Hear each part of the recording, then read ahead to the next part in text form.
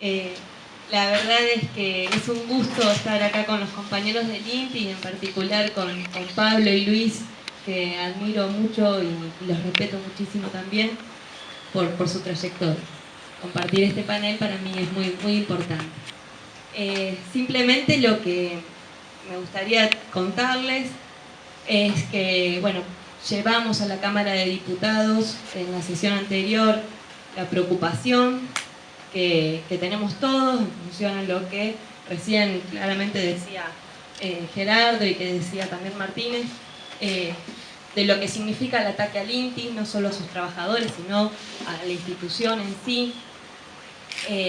El tema fue presentado por distintas bancadas, había acuerdos generalizados, fue aprobado por unanimidad, y lo que nosotros podíamos expresar era que los trabajadores hoy no solo se enfrentan al despido, con todo lo que eso significa, trabajadores de larga trayectoria, que se tienen que sentar en la mesa y decir, bueno, ¿qué vamos a hacer mañana? Nos decían, bueno, parejas jóvenes recién endeudadas con sus casas, despedidos los dos, bueno, por lo tanto se cambia totalmente la perspectiva, la angustia que eso genera, que tenían que enfrentar esos despidos y además esa campaña de deslegitimación, de desprestigio que hay sobre los trabajadores estatales en general, que este gobierno viene teniendo una y otra vez. Y además en la legislatura de la provincia se está discutiendo la ley PYME, es decir, que se está discutiendo en líneas generales cuál es la línea para las pymes, cuál es la política. Las pymes están pasando un momento muy duro, por ahí, bueno, Luis lo puede conocer y saber mejor, y nosotros decíamos que no se puede discutir una política para salvar a las pymes sin entender lo que el INTI significa para esas pequeñas y medianas empresas de la provincia, que no va a haber una ley que resuelva todo eso si no hay una política nacional que cambie lo que está haciendo en líneas generales y desde ya con el INTI. Porque, bueno, me gustaba el título del panel, lo que nos proponían para discutir hoy, y creo que decía, bueno, el INTI entre la política neoliberal y los trabajadores, creo que ese es el título del panel. Y bueno, yo entiendo que este gobierno bueno, tiene una política neoliberal, pero que de neo no tiene nada, porque son políticas muy viejas, con un Estado presente de la peor manera, porque si bien ajusta, digo, tiene que ver con recortes en las plantas de los trabajadores y demás, es un Estado dirigido por un gobierno que tiene como principal objetivo trasladar recursos de las mayorías a las minorías concentradas. Lo hizo con una cantidad de medidas para beneficiar a los grupos monopólicos que hay hoy en la Argentina. Creo que eso es un debate que hay en la gente, pero que cada vez son más los que van entendiendo cuáles son las consecuencias y las causas de esa política. Por lo tanto, también aparece otro debate, para mí que nos atraviesa a todos, que es si es posible o no frenarla, si es posible o no ganarla la política de Macri. Para mí ganarle va más allá de lo que pueda pasar electoralmente. En este momento tiene que ver con que pare la mano. Hay que pararle la mano a este gobierno, a estas medidas que viene teniendo a favor de los grupos concentrados y en contra del pueblo en general.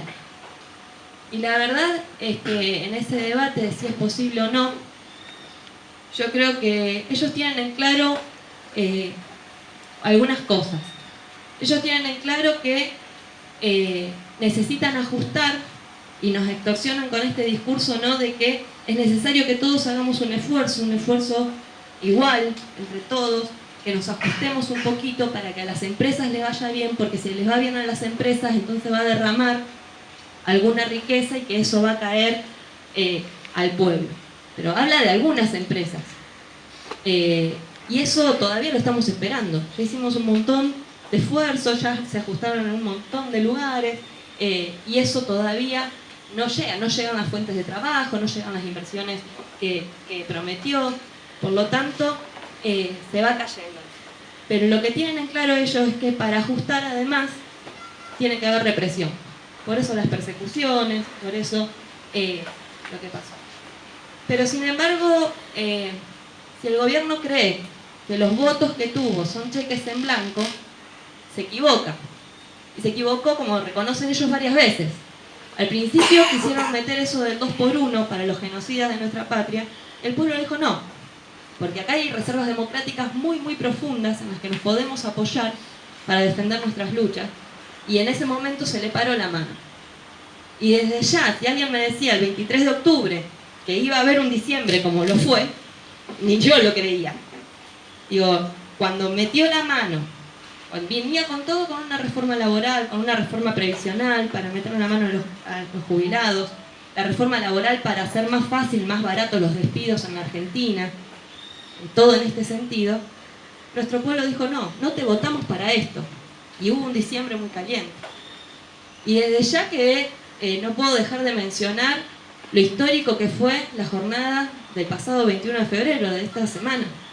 O sea, un 21 de febrero, en pleno verano, donde muchas veces nos cuesta organizar cosas y demás, hubo una jornada que fue totalmente vapuleada, fue agredida, quisieron ridiculizarla. Hasta el día de hoy se hacen de cuenta que no pasó, y sin embargo fue muy masiva, muy contundente, puso el movimiento obrero en el centro de la escena. Fue nacional, o sea, fue la concentración, estuvo en el Congreso, pero también tuvo réplicas en distintos lugares. Y para mí eso es lo esperanzador de esta Argentina.